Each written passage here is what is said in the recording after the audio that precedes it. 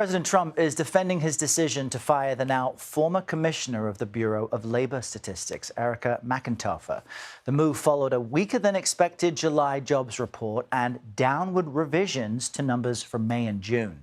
President Trump called this report a scam. We'll be announcing a new statistician sometime over the next 3-4 days. We had no confidence. I mean, the numbers were ridiculous, what she announced, but that was just one negative number. All of the numbers seem to be great. CBS News correspondent Natalie Brand joins us from the White House with more. Good morning, Natalie. So someone's lost their job over this. Why is the president so upset about this data set specifically? Good morning, Errol. Well, the president criticized this former commissioner as a Biden appointee and claimed without evidence that she manipulated the numbers for political purposes.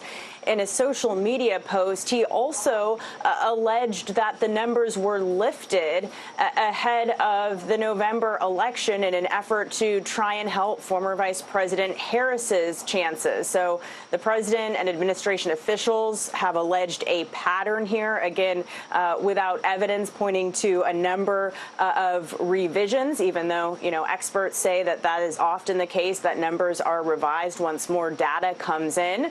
Now, the fired commissioner, she posted on social media not addressing the allegations, but saying it has been an honor of my life to serve as commissioner alongside many dedicated civil servants tasked with measuring a vast and dynamic economy. But really, economists and policy experts, they are sounding the alarm over this firing, saying that it threatens the integrity of economic data from a trusted federal agency. And even some Republican lawmakers have expressed concern. Senator Cynthia Lummis of Wyoming told CBS News, the stats are what they are. It's not the statistician's fault if the numbers are accurate and the president doesn't like what he's seeing. Errol. And Natalie, separately, CBS News has learned some senators negotiated for the release of federal funds in exchange for confirmation deals. What do we know about that?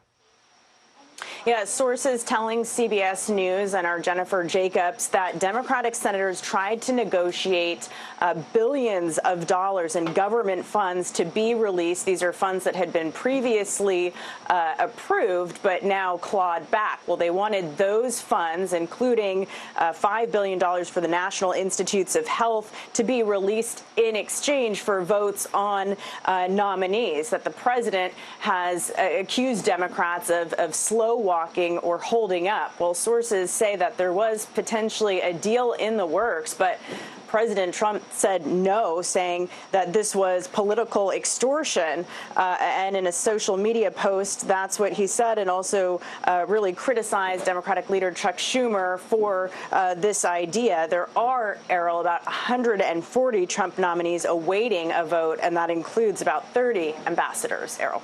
All right, Natalie Brand, with those latest headlines. Natalie, thank you. Dozens of countries are preparing for President Trump's new round of sweeping tariffs. After initially setting a deadline for August 1st, or last Friday, they're now set to take effect Thursday.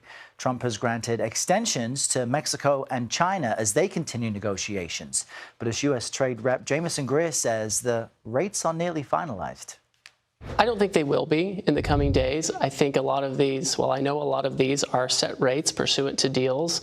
Some of these deals are announced, some are not.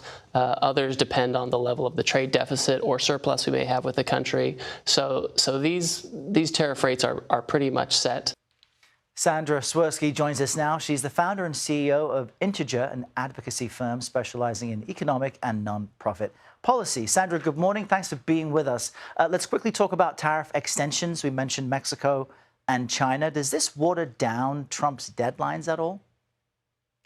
I think what we've seen over the past couple of months is that the administration sets deadlines, and to the extent that progress and momentum continues, he extends deadlines. To the extent that he sees foot dragging and his administration sees some foot dragging, those tariffs go into effect. So I think that we can take these tariff increases in numbers seriously, but as we've seen in the past, there is some movement both in the numbers and in the deadlines based upon the negotiations by the countries. And as we wait for the dust to settle on the tariff front, there's been a lot of talk currently about Friday's jobs report and some other economic data. We just mentioned there the president fired the commissioner at BLS over what he said were fake numbers. But what stood out to you in what we learned Friday? Sure. What stood out to me was the magnitude of the mistakes in May and June, and then the numbers in July. I think that both Wall Street and the administration were shocked by the downward revisions and the magnitude of the downward revisions. And it's causing a lot of hand-wringing, surely, in Washington. How are these mistakes made? How are we going to get reliable data moving forward that is relied upon throughout the economy and throughout different economic measures? Right. And we should note that typically these numbers can be revised down, they can be revised up. That isn't unusual, but the president really takes an issue now that we are months into his second term. And I want to ask you, to the extent that any one president owns an economy, which can be debated, this is becoming Mr. Trump's economy. So how is this administration doing? Sure. I agree. This is his economy now. And I think that between the tariffs, which are starting to bring in a lot of money, and the tax cuts that were just passed, that the administration believes we are on the precipice of tremendous growth and a realignment and a reordering on tariffs and trade.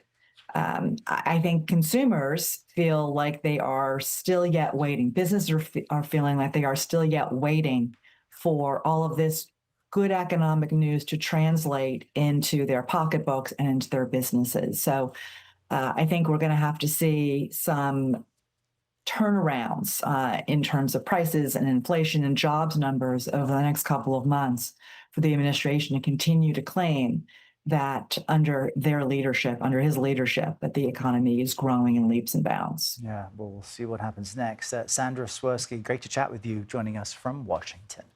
Thank you.